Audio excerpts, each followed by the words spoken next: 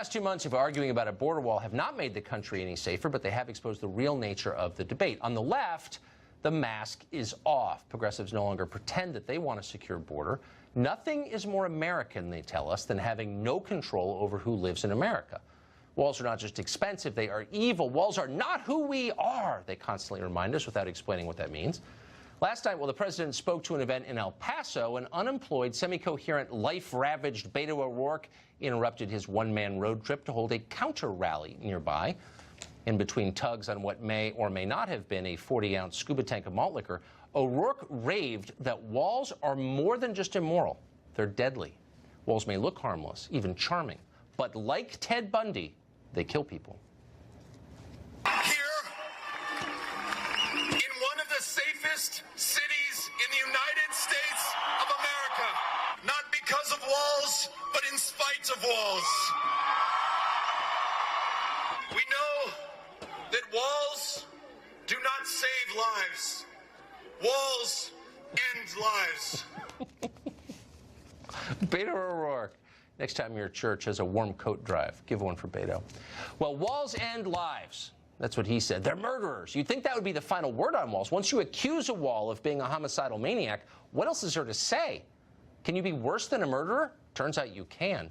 Not only do walls kill, the media told us this week, but they are hardened racists as well. Every wall is like a cinder block Bull Connor. Watch the mouth breathers of cable television explain. It's not about some flood of killers and gangsters, the brown menace, as I call what the president is pandering. To blatantly attempt to stir up fear of people of color, of brown people, as my colleague Chris calls it, the brown menace that he's trying to scare you with. The wall is kind of a metaphor for Donald Trump's presidency. The foundation of the wall is hate. It's fear. Yep. And it becomes fear of the other. And then it becomes fear of brown people, and it becomes fear of caravans, and fear of invasion. We need an IQ test in cable TV. We can't just give these jobs to anybody. Is there like some kind of lottery for these jobs? Anyway, deadly, bigoted, terrifying. That's what the left says it thinks of border walls. And yet, amazingly, as of tonight, Democrats in Congress have agreed to pay for one, sort of, a version of one, really.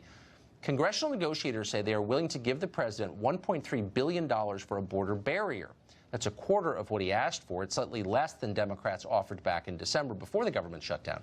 The money could only be used on existing fence concepts along about 50 miles of border. That's not much, admittedly. But given the rhetoric, it's more than you might have expected. What's not in the deal so far? Well, there's no universal E-Verify. That would prevent employers from hiring illegal immigrant labor. There's nothing to deter sanctuary cities or otherwise enhance enforcement of our immigration laws. On the other hand, there's also no amnesty for DACA recipients or anyone else. Democrats are trying to restrict funding for ICE detention beds, but ICE will still exist if this deal is signed. The president said he's disappointed in the terms, but at this point he seems unlikely to veto it. This is not the end of the debate over border security, as long as the Democratic Party says it believes that locking your door at night is an expression of hate and fear. This will continue. Congresswoman Kay Granger will likely be at the center of it. She's a Republican representing Fort Worth, Texas. She helped negotiate this deal. We're glad that she's here tonight to tell us what's in it. Congresswoman, thank you very much. Are you happy with how this turned out?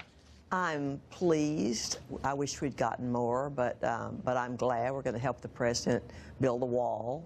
It's going to be a good wall, and we went to see that. I just got back from the border about an hour before his State of the Union, and I was so happy to see that he showed that wall and what's going to happen there.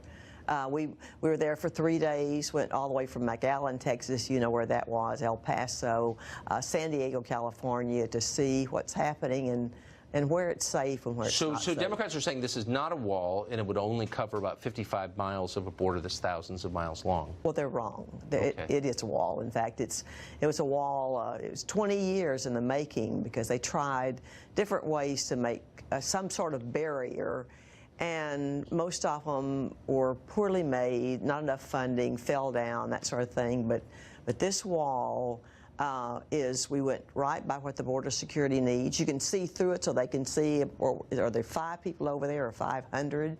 Do they have guns or rocks or what's happening there? It can't be driven through. You can't cut through it. It's steel filled with concrete. It's a good wall, and it's going to go all those places that are so unsafe right now because people can come across so easily. If the president determines that this isn't enough funding for the wall that he envisions and promised during his campaign and elects to use a state of emergency in order to fund the rest of it, would you support that? I would.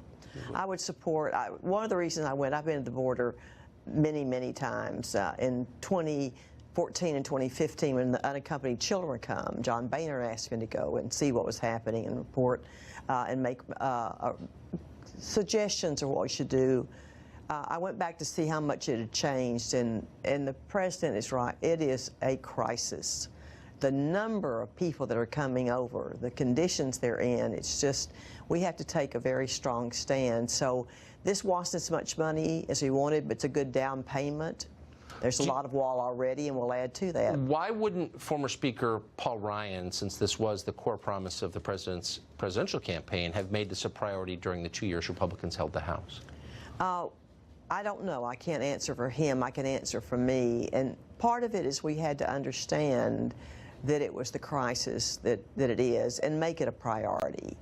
And so we started this process and passed 6 bills that help secure our country and our border. In what we're going through right now, to pass the bill that we've written, bipartisan, to keep our borders secure, we also have things that the defense can do, that energy and water can do. It covers. Why not? Many people note that you could reduce the inflow of people here illegally very quickly if you prevented employers from hiring them. So why not make E-Verify universal? Why not punish employers for undercutting American workers with foreign labor? Well, I guess part of it is some of the workers, they may have come here illegally, but they're good workers. When I came to Congress 20 years ago... So does that mean it's okay that they stay? No, but it says, why should you keep them? What we should really do, and we tried to do this 20 years ago, we said, if people want to come into our country and work, they wanted to say, how can you make it where we can come in legally and work, not move here, not have amnesty, but come here and work. We have jobs, we have that no one's filling, and we should have done that early on. It would have made a big difference, because then they make money, they take it back to their families, to the countries they come from. Congresswoman Kate Granger of Texas, thank you very much. Thank you. Democratic lawmakers are